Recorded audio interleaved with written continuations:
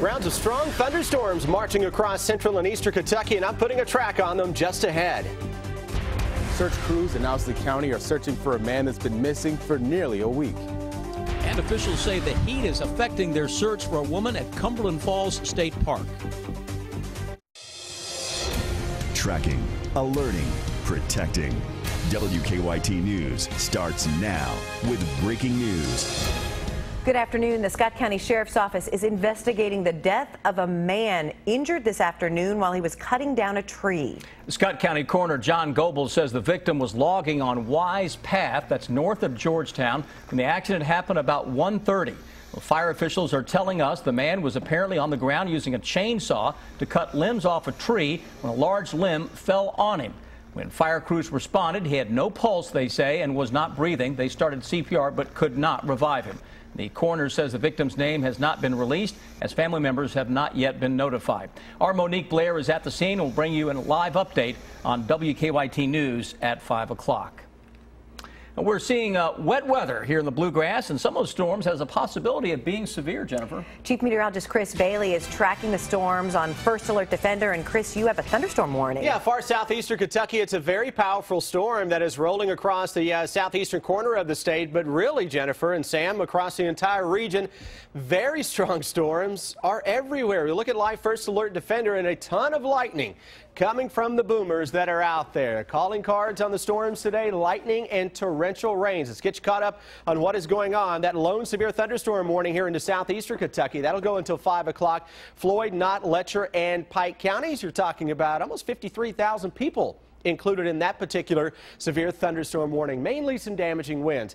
Mount Sterling into parts of southern Bath County, Frenchburg into Menifee County. We've called your name over the past couple of days with additional storms. You got one on top of you now. Very intense storm here. North Middletown back into Paris. Good old Bourbon County, Carlisle. It's on its way into your neck of the woods. Lexington Metro getting very noisy, especially on the southern side of the metro as of now. Downtown Lexington, thunder and lightning right on top of Nicholasville Road, the Fayette Mall area. A scattering of those showers and storms on the east side of town as well. We're looking at one of those storms starting to roll its way on into town. You can actually see the rain shaft coming from this particular storm as it gets ready to blast the Hamburg Pavilion area yet again. Stronger storms are just to the south now of the Bluegrass Parkway into areas of Versailles, Garrett County, just south of downtown Versailles, over toward Mortonsville and back toward the southwest toward Salvisa. Get into Nicholasville, into Jessamine County, into the southern part of the area, getting in on very heavy rains, and we're just tracking just tons of storms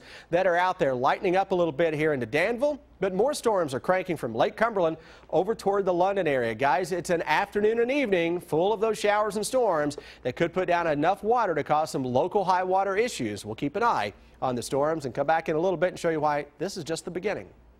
Thanks, Chris. The search continues for a man who's been missing from Owsley County for almost a week. Conley Baker Jr. was last seen Thursday afternoon. Crews have been looking for him ever since. Our Sam Smith talked with the man's brother, who says his brother's disappearance has been hard on their family. It's our top story at 4:30.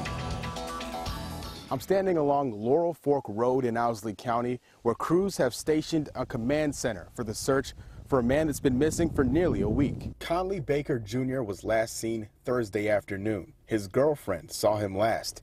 She says he crossed a creek near his home and then disappeared into the woods.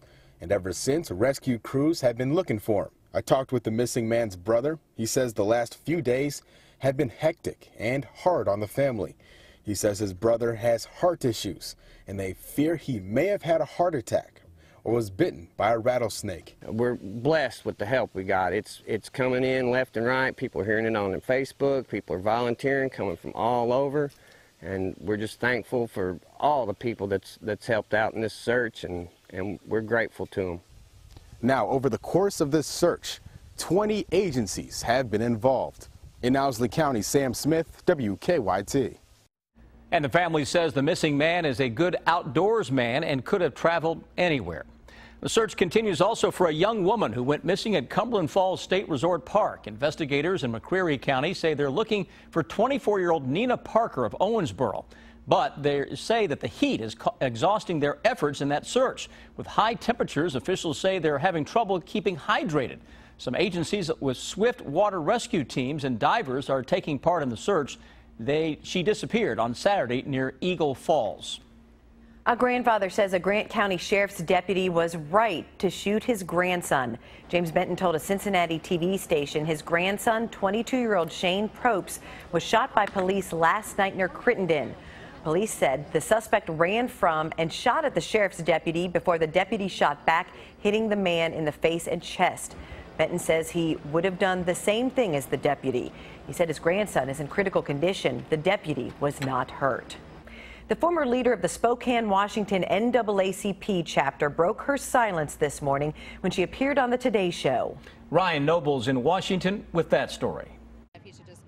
The controversy surrounding Spokane NAACP leader Rachel Dolezal just took another confusing turn. I identify as black.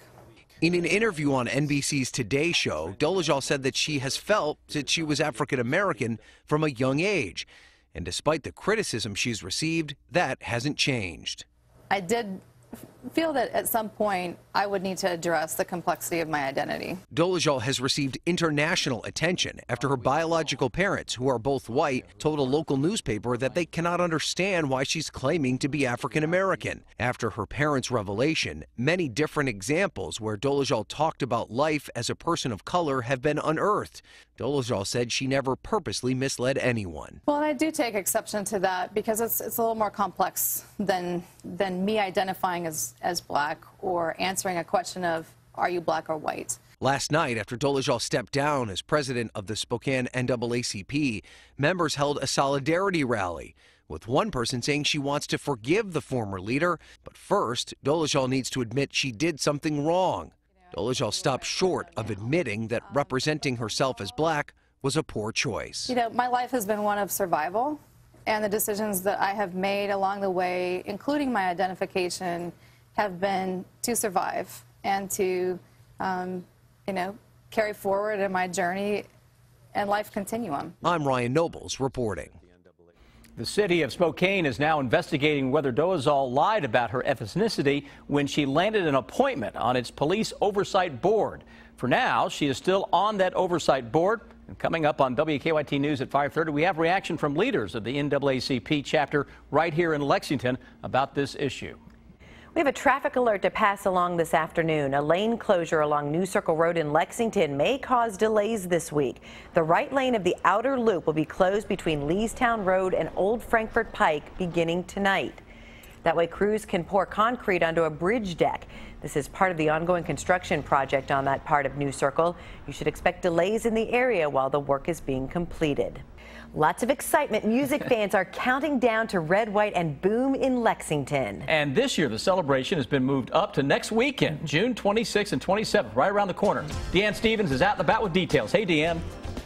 Hey, good afternoon, guys, from Whitaker Bank Ballpark. That's right, we are preparing for Red, White, and Boom, coming to you a few days early this year. You know, we normally have that on the 4th of July, but we're like, let's take a whole weekend. Let's make it a weekend celebration. Andy Shea is with us from Whitaker Bank Ballpark. This is such a fun, fabulous event. And how many? We had like 30,000 people last year. All in all, and that's what I'm expecting again this year. It's a huge party and kicks off 4th of July celebrations, and it's just such great atmosphere, good spirits, good vibes. It's a blast. This place is covered. This field is covered with folks. You got a fabulous stage that comes out and some incredible entertainment this year. Some tickets are still available, right? Some tickets are still available. Yep, LexingtonLegends.com, Legends box office, whatever's easiest. But again, we're excited, and it's just such a fun party. All right, Michael Jordan with us from iHeartMedia now. And Michael, this, we're dancing around here. This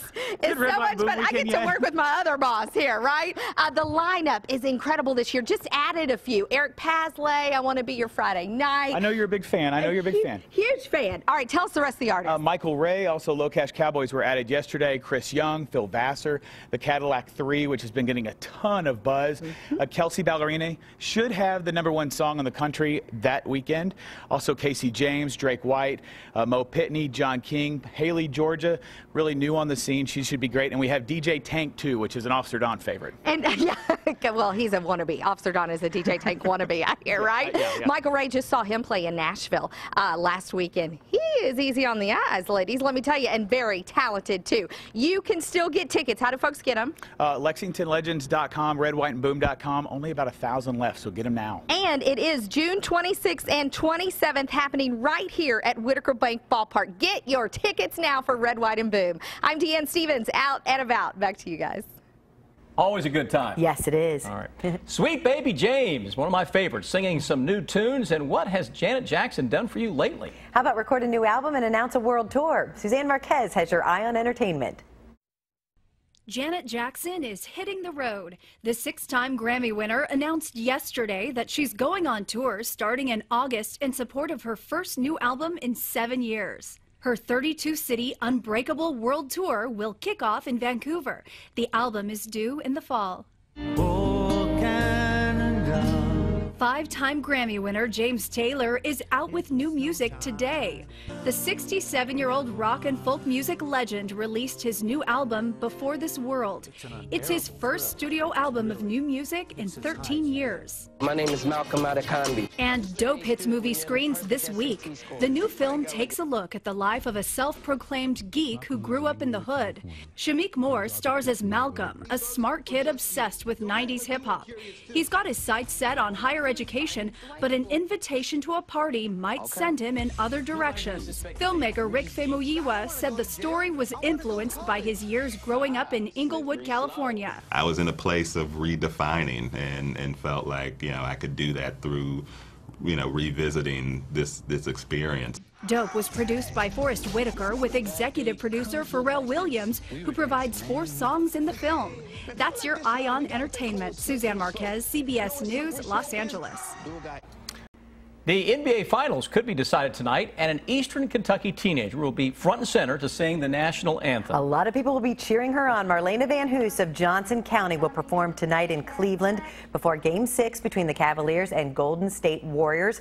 The Warriors lead the series 3-2. Van Hoos says she's not nervous about the performance. She has performed before a lot of large crowds, including in Rupp Arena and in Quicken Loans Arena. They really like her in Cleveland. She's fabulous. And last night during an interview, she was imitating the announcer for the Cleveland Cavaliers. It was hilarious. She's really a talent, so we wish her luck tonight. That's right. Now let's check in with Chief Meteorologist Chris Bailey. You continue to track some storms, some of them severe in the region. Yeah, a lot of big-time boomers on the move out there. We've got one literally less than a mile away from the station here on Winchester Road, and it's so close we're getting a bird's eye view with our live sky cam as of right now. Check out this storm that is on top of Hamburg Pavilion and into southern parts of Fayette County. You see the rains just now beginning to hit our camera lens, but a little farther in the distance, boy, it is really, really coming down. We're going to keep an eye on that storm. It's very intense as it rolls its way across the south side of Lexington. One of our weather watchers, Amy Saucier, caught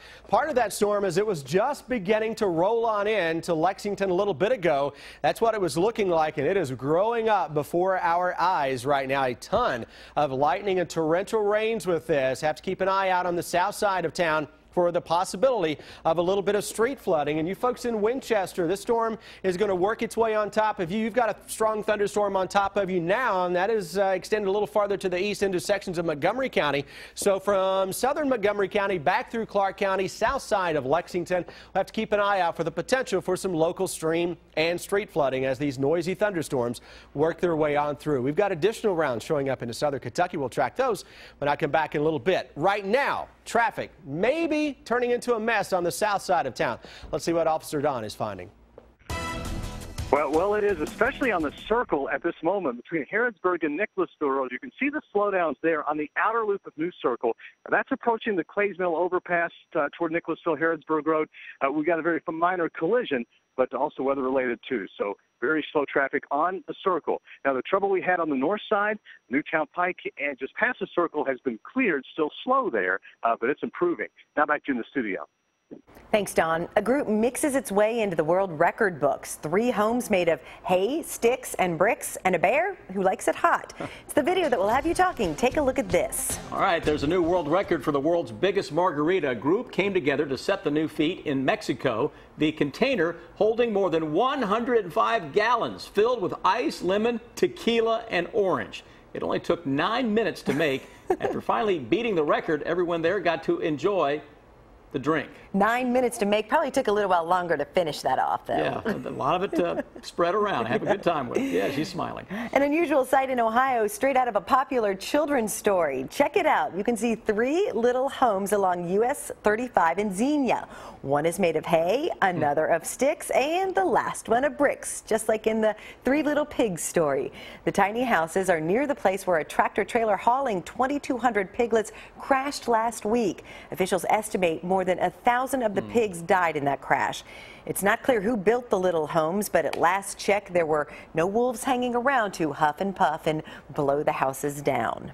And it appears this bear likes it hot. While the cubs play, the bear opens a mini fridge and walks away with a bottle of Frank's Red Hot Sauce in its mouth. Apparently, this is not the first time this has happened. The night before, the same bear swiped a bottle of ketchup. I don't know that I want to meet a bear, but much less with a bottle of hot sauce in its mouth. No. That spells trouble.